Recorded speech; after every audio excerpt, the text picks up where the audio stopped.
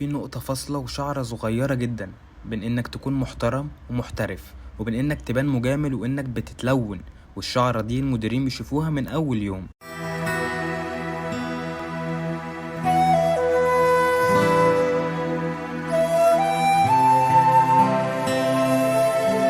اول حاجة هتكلم معاكم فيها ان الاحتراف مش في الكلام، في التصرف.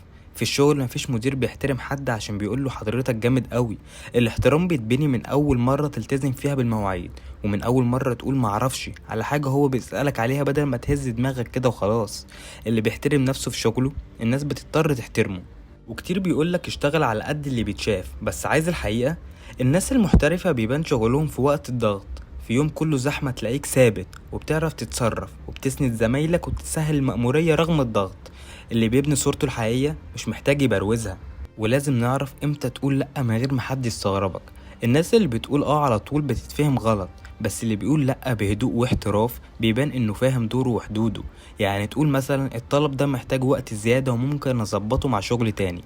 هنا بقى انت مش بس بتحمي نفسك، ده انت كمان بتعلي من قيمتك. وكل مرة تحط فيها حدودك باحترام انت بتعلم غيرك يحترمك. واهم حاجة ما تخافش انك تكون مختلف وانك تمشي في طريق جديد، بس لازم تبقى فاهم. ومش لازم تلبس نفس اللبس ولا تتكلم بنفس الطريقة، بس لازم تفهم جو المكان وتمشي معاه من غير ما تتوه فيه. لو مديرك عملي اختصر، ولو بيحب التفاصيل حضر له تقرير مظبوط. لما تكون مرن مع زمايلك ومديرك بس مش رخم، الناس بتشوف فيك شخصية حقيقية.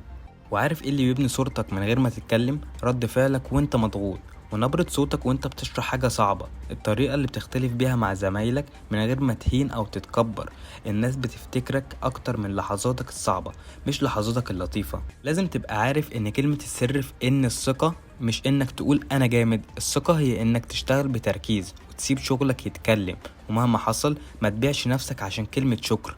اللي يثبت نفسه بالفعل مش بيحتاج يلفت النظر بالكلام. وأحب أقول لكم في النهاية، الصورة الاحترافية مش في بوست بتنزله على لينكد إن وخلاص وتقول كده تمام. ده قرار بتاخده كل يوم، وأهم شيء إنك تكون على طبيعتك محترم وواضح، وتبني ثقة بتكبر مع كل خطوة.